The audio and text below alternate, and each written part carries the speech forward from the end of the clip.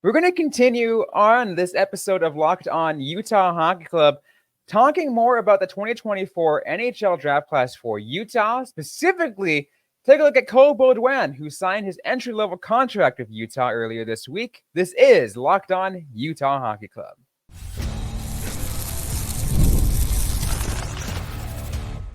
You are Locked On Utah Hockey Club, your daily podcast on the Utah Hockey Club, part of the Locked On Podcast Network, your team every day. Welcome to the show, everybody. I'm your host, Robyn Leano, alongside Tom Callahan. We want to thank everyone for making the show your first listen every day. We are free and available everywhere you get your shows. We got a great show on today's episode, Tom. We're going to talk a little bit more about the 2024 NHL Draft class, taking a deeper look into specifically the first-round picks. You heard us talk a decent amount about Tisha Ginla, earlier in the last few weeks.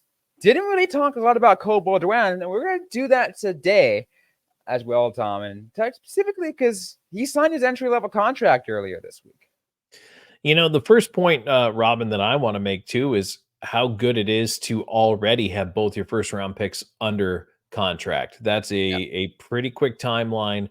Congrats to Utah Hockey Club for doing that, but there are going to be teams you're going to see who aren't going to be able to sign their first rounders for whatever reason. There might be some, kind of the bones to pick on one side or the other, but this is great for Utah because everything they're doing right now seems to be working out. They have really good PR. They have a really good vibe going around this organization. Like everything just seems to be falling into place for them right now. And I think that's the kind of thing that you want to get. And again, when going into this new market, and you mentioned it several times over the last few months, the everydayers know this. They're not focusing on selling tickets now. I mean, they don't need to. They've already sold out. That's not the issue. They're keeping people in, keeping people drawn in, making sure they're ready for the years to come. And, these prospects, that's what they're there. That's what they're here for. They're for the future of the organization. And to get people excited for that. And knowing you have these guys under contract really makes it seem all the more real. And again, some of these players might still not show up for a few years. You might get that 2-year leeway of entry-level slide, but it does feel real. It does. And you know what? It's really cool to see again. I mean, the youngsters that are excited to be there. And it's interesting too, to look at again, the Armstrong plan, if you will, to be big, to be physical, but also to build the right culture. And I don't think you can really discount what winning means to a franchise because you get a little taste of it. You want more. But when you're around a lack of success, when you're around a lot of Debbie Downers, when you're around a lot of question marks, uncertainty, it seeps into the room. And just this move has been so healthy mentally for this organization. And you can see how the organization is just exuding more confidence and they feel good about where they're going. And we see it carrying over into their signings, into their projections, and you and me talking about this team. This is really like, I can't understate this. It is a changing culture. And the reason I bring it around to that is because Beaudoin, when he was drafted, Armstrong talked about this is a guy who I think can make a big time impact on the culture and can actually change it around. In fact, the quote was his work ethic might change the culture of our organization, meaning Utah. This is a guy who shows up every day, works hard in practice, works hard in the gym, is dedicated to being the best athlete he can, was one of the fittest guys at the combine. Absolutely, fantastic, and can set the tone for his teammates. So to have that guy in and bought in and ready to go, that's fantastic. I think one of the most important things, Tom, that a lot of people maybe discount on what Utah is trying to do right now is focusing on getting those kind of guys in to make an impact sooner, right? And again, as we mentioned, a few years ago, the draft picks were who are the ones that they're going to make an impact 3-4 years from now, and then 2-3 years from now. Now 1 to 2 years from now, it's slowly getting close. you're seeing that they're actually kind of moving that timeline around where they, where they want to become that competitive team. And of course, they're still stockpiling those picks. Take a look at what they did in the second, third, fourth rounds. They still picked up a decent amount of guys who are ready for that. And then, of course, we'll get a little more into that, maybe later this offseason, get more like completely in depth for the rest of the draft. That is a huge undertaking of a conversation to have. But right now we're talking about these first rounds, and specifically a guy like Cole Beaudoin. And I think I don't want to put the cart before the horse. I don't want to get everybody too fired up, and I don't want to say, yes, this is the future, and the future is now. Not quite. We're getting there. We are. But that is the thing. It in the lens of reality of what's happened in the Western Conference this summer specifically, Utah did get better, but almost every other team around them got better. Nashville really is taking its swing at the cup now. And they're going to run headlong into Edmonton. And Vancouver thinks they have it figured out. So you've got those three teams at the top of the pile, plus you've got a Vegas team that I don't think was an 8th place team last year. You have a Dallas team that was still a really, really good hockey team. And I know there's going to be changes in Dallas. I know it's going to be a little different, but that's still a really good team. You still have a really good Avalanche team. You're fighting a lot of really good, really established, very talented, deep organizations in the West.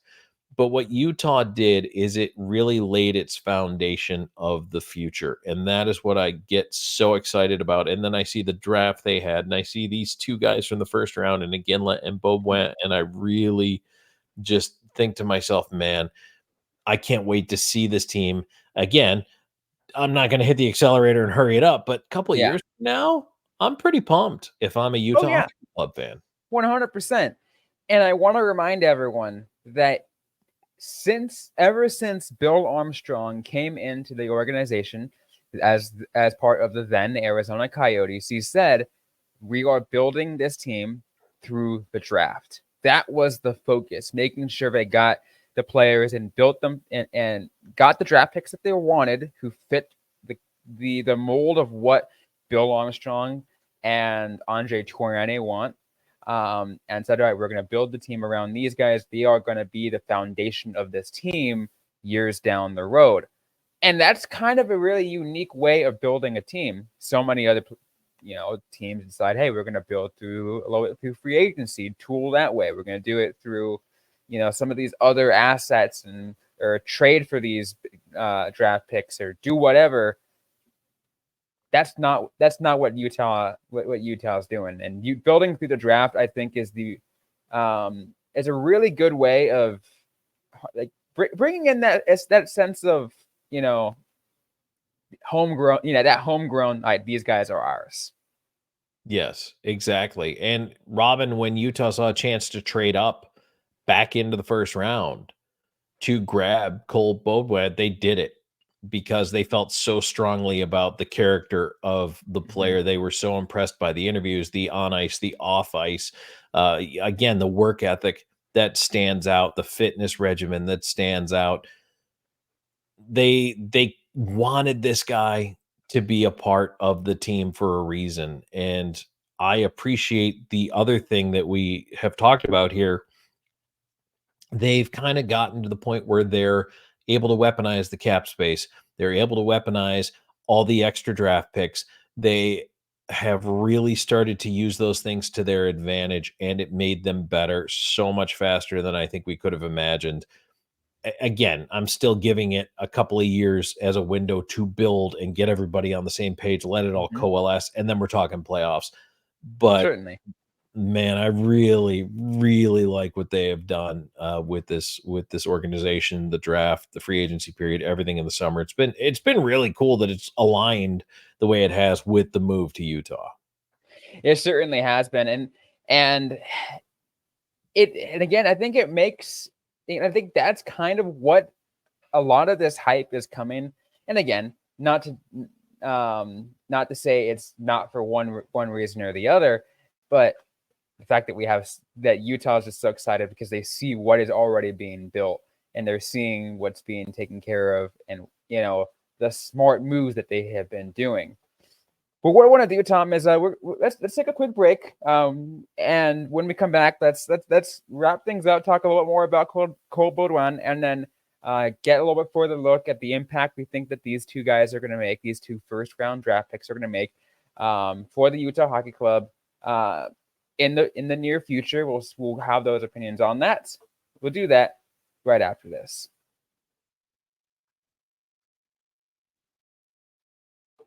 Today's episode is brought to you by FanDuel. I love sports. I love them so much, I never want them to stop. But as the playoffs wind down, we get fewer games and the sports on sportsing like I want them to. But FanDuel lets me keep the sports going whenever I want. All I have to do is open the app and dream up bets anytime I'm in the mood. And this summer, FanDuel is hooking up all customers with a boost or a bonus daily. That's right. There's something for everyone every day, all summer long. So head over to FanDuel.com and start making the most out of your summer. FanDuel, official sports betting partner of Major League Baseball.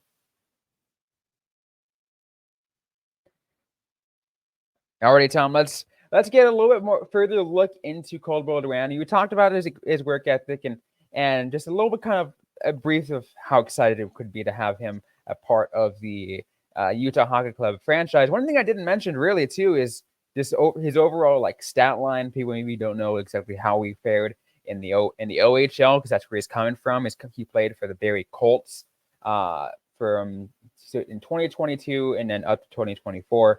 And he's in the 2023-2024 season, he had it looks like in 67 games played, 62 points, so just under a point per game. So he's really producing, and he's really being, it was a pretty important part to that organization. He describes himself as a 200-foot player. He's a center, yet another center, which is always good. You can never be too strong at center, in my opinion. And especially in the NHL, you need good defensemen and you need good centers. So you can always move a center to wing. We talked about that, I think, last episode or last week. It's an easier transition to make. But a 200-foot guy, and what he means by that when he describes his game that way is that means he plays offense, he plays defense, he plays the neutral zone, and he plays hard.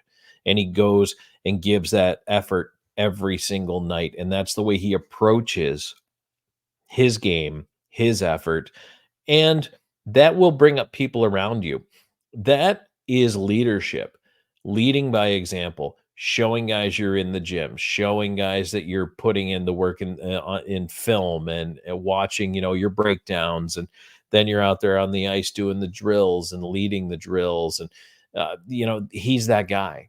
And to know that they have that, I think that right away you think, oh, that's a third line center, 200-foot guy. You want every center to be a 200-foot center.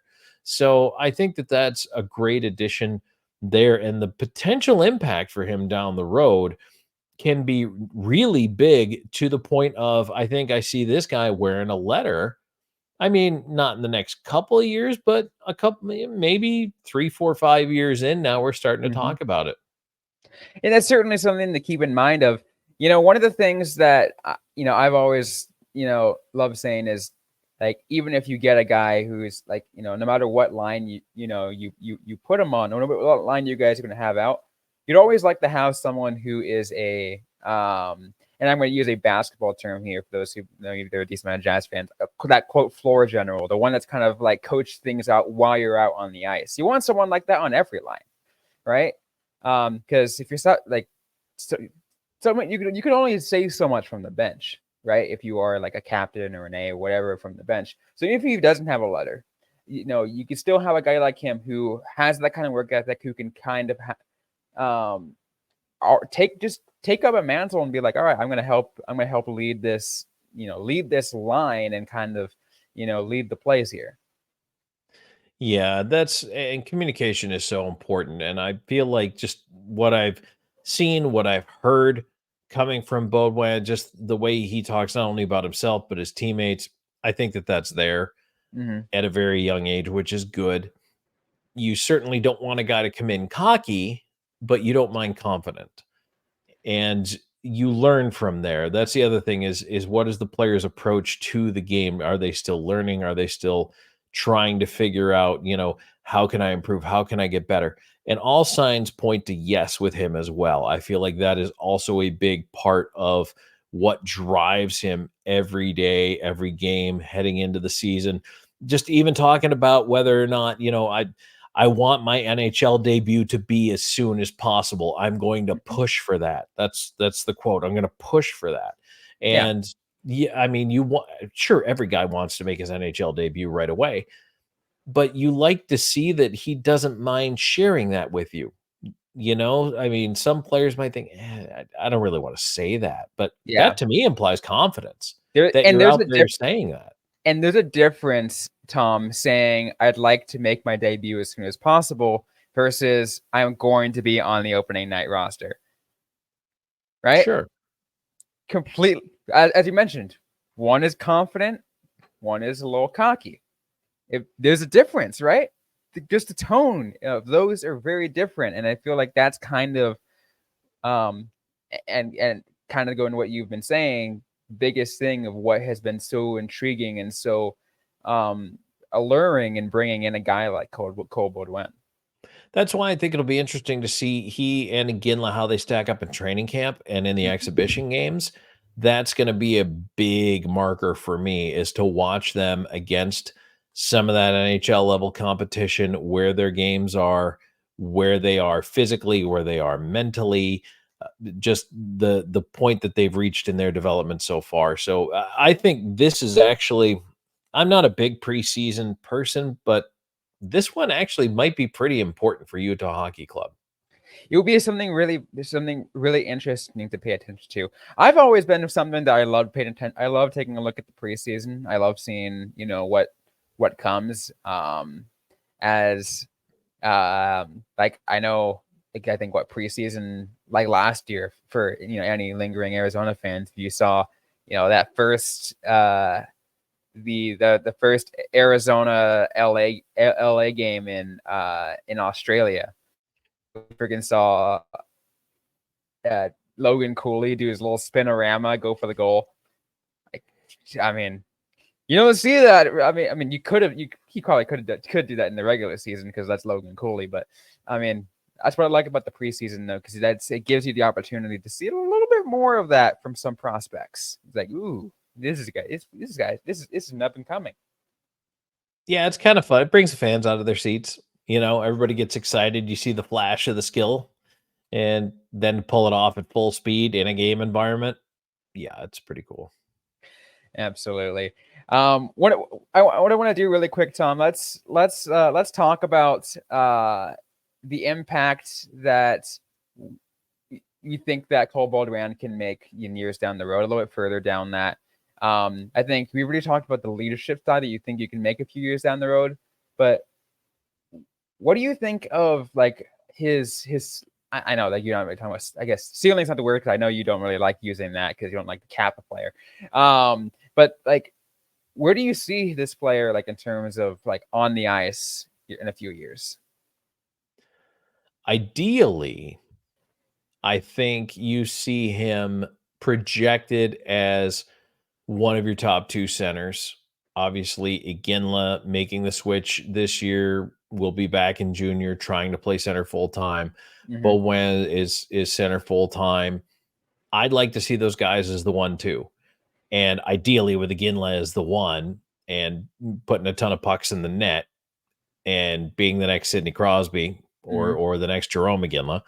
And I would like to see, Beaudoin on a second line that's incredibly productive, where he is, maybe challenging for a point a game pace or maybe just a little below that, putting some time in on special teams. I think he'll be, if he's a work ethic guy, he'll be a penalty killer.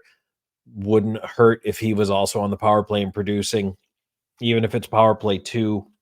I think I see him down the road being able to slot into those positions and maybe. I'm not saying the guys they have now are bad. Please don't misunderstand that. But I also am very realistic that as players get a little older, they don't all stay. So now's a good time for them to learn behind a pretty good veteran core. And again, up the middle, this team is pretty capable. I think, what do we count? 9 natural centers they had listed on the roster heading into the season. So There are guys who know how to play up the middle. There's going to be a lot of learning to do. And here's the other thing.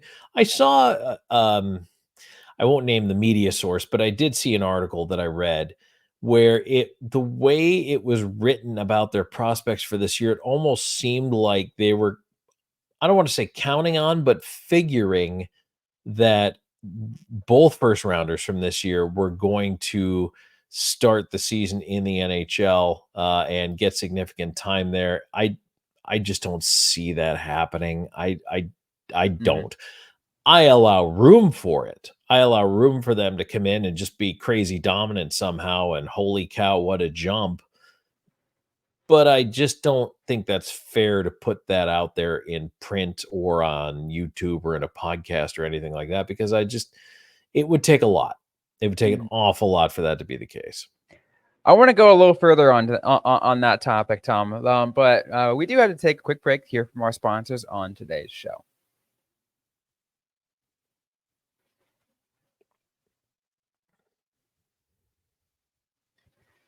So I have a couple things I want to respond or ask more questions about. You talked about the 1-2 center, and you're looking at again and Beaudoin. That brings me as a question for you. Does that mean you're seeing Logan Cooley move to the wing? Well, I could see, and here's the other thing: there's nothing written in stone that says that Iginla's going to be a center. He could move to the wing just as easily. And to me, the embarrassment of riches that you collect up the middle, really, I mean, if you drafted all centers, you would never be, wanting for talent up the middle, but that some of those guys are going to end up on the wing. So I just switch back over because now I really do want to count. So natural centers listed by position that are on the roster right now: Schmaltz, Kerfoot, Hayton, Bukestad, Stenlin, McBain, O'Brien, Cooley, and Carconi. So that is 9. That's what we said, right? 9 Yep. natural centers. And now you have ELC Aginla, who's going to be a center, and you have ELC Beaudoin, who's going to be a center. So that's 11. That's crazy, right? But Mhm. you know what? When you look at the line combos, honestly, I'm more in favor of chemistry. I'm not so much a defined roles lines 1, 2, 3, and 4. I think that if you have chemistry, it works for you. You can play in a certain position or a spot, or you just catch fire somehow, like on a line with whoever. How important are the positions at the end of the day? If everybody knows to play back, if everybody knows to cover themselves defensively, and everybody understands the coverage assignments within the system, then I'm fine with it. And I think there is a lot of the hybridization of the forward positions these days. I think you can have guys who cover over for center, who cover over for wing. Really, it comes down to who's better at faceoffs. And some teams you will see on a given line, Robyn, it depends what side the puck drops on. Some guys are stronger on the left side, some guys are stronger on the right side. So it can, same line, different guy taking the faceoff on the other side of the ice. So again, if you know your responsibility within the system, I'm not incredibly hung up on the position of it all. Which certainly makes sense. I think that's kind of the thing. It's nice to have all those centers and figure. And it's a nice problem to have, right? It's like, oh wait, who's going to be one? Who's really going to be the real one? What the 1C, 2C, 3C, whatever. Um, and figure that out. And again, I think a lot of these, some of the players you mentioned probably aren't going to be around for too much longer in the organization. I don't really see much of a long-term outlook for a guy like Alex Kerfoot or Stenlin, especially because I like to see, the new guys come in eventually at some point, to slot in at those points. But again, who's to say that they don't stick around for a little bit longer? Well, Um, and if Bowen projects to a third line center with 40 or 50 point production, but gives you a 200-foot game and is your primary penalty killer, that's still a pretty darn good first round yeah. draft pick. Oh, certainly. I think, yeah, if like, and I think that's the kind of thing that a lot of people talk about. He was a late first round draft pick. Regardless, I feel like a lot of first rounders, like, if you can get like most of the time, you'd like to get a guaranteed NHLer out of a first round draft pick. Does that happen all the time? No. Even if a first round draft pick, that sometimes doesn't happen. But like if you do, then you already know. That was at least a win if they are an NHL player, and like a full time NHL player. Because again, it does not include the quadruple A's that we've mentioned before. It's interesting. I think about, and actually, the Coyotes are one of the teams. We had a guy when I was in Augusta, which was East Coast League at the time, who was a number one overall pick, or not number one overall, sorry, first round, number 15 overall pick by the Coyotes. All the talent in the world, zero motor, zero work ethic, just didn't want to put the time in and wanted to skate by on pure talent alone, and was in the ECHL. That tells you everything you need to know. And it also is very telling through the lens of what Bill Armstrong is doing by selecting guys with a high motor, with a good pedigree, who want to work, bring effort every day, play with a little bit of jam, a little bit of grit, team tough. I like that. I myself would build a team in that sort of mold. So I very much appreciate it. That to me, I think, is the rebuild of the culture. And that is what will make Utah better and stronger in the years to come here. So, I mean, yeah, if you get a guy anywhere in the first round, you want to see him pan out. But you know what? That's why we have the interviews on and off the ice. That's why we sit down and talk to these kids and ask them the questions about all those different things. And I know some people kind of, rolled their eyes at some of Utah's questions, but there's a purpose. They want to know those things for a reason. Yeah, and I think that's kind of the thing that like one of the major reasons why Bill Armstrong is doing so well is he's actually really picking out the guys. He's finding that kind of aspect, right? So it'd be really interesting to see how it all turns out. One thing I do want to respond also really quick to, Tom, is when you mentioned mentioned the publication and saying, hey, with the projection that Iginla and Beaudoin are going to make an impact, right away. I want to go ahead and respond to. I didn't get my chance to do that, but I want to say, like, if you're someone that's has that high level of an expectation, like, you're going to get disappointed pretty easily, right? You're going to get disappointed very, very easily if you keep putting high projections like that. You and I, we and all our everydayers already know this, Tom, that we're realists. We know what to expect. We've been following, like you were part of what was once the Coyotes organization a while back ago. I have been covering this team, since I was in college, for close to a decade. And I've seen it all.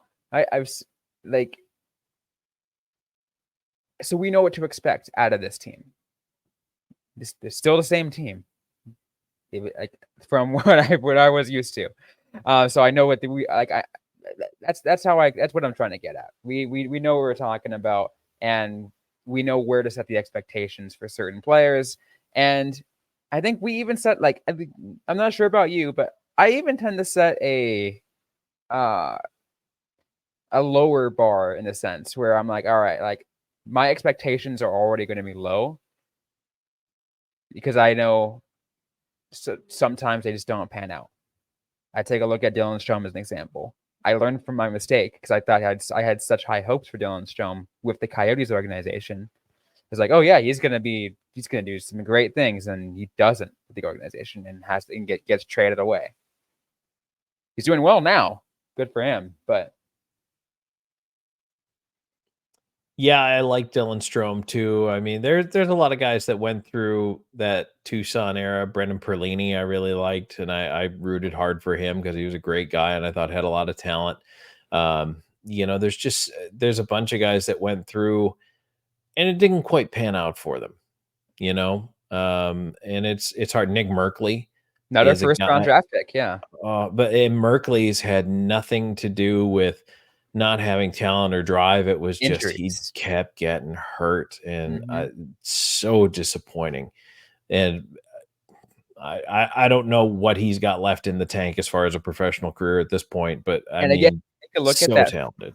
And again, and I'll mention it again from, I could figure out how many times I mentioned it at this point. That first line in the 2017-18 season of Strome, Merkley, and Krause, only one of those players is still with the organization, and is making a major impact, and that's Lawson Krause. Right. So that really shows you, and I think that's kind of the point I was getting at, right? Of how I know that I expectations, let alone to remember that those guys came from Tucson to start off with. Yeah, there were some interesting characters too in those first couple of years. It was it was something to watch that Oh, team come in. second And line center Connor Garland. yeah, Connor Garland. Yep, absolutely. Boy, I mean, I love Connor. He was fantastic. I love having that guy in and around the room every single day. Oh, by the way, speaking of which, congratulations to former Roadrunner / Coyote Michael Bunting, who got married this week. So good on you, Bunts. There's another guy, right? Left the organization and all of a sudden finds far more success. So it was just kind of the way things were going at the time. And now it's been a big transition, and things have changed and are changing and continue to change. So it's going to be a different look for Utah. It really will be. So, but the point, to kind of go back to what the point that Tom and I were saying, is temper your expectations. So you might see a guy who has high expectations. Don't Just temper them as much as you can.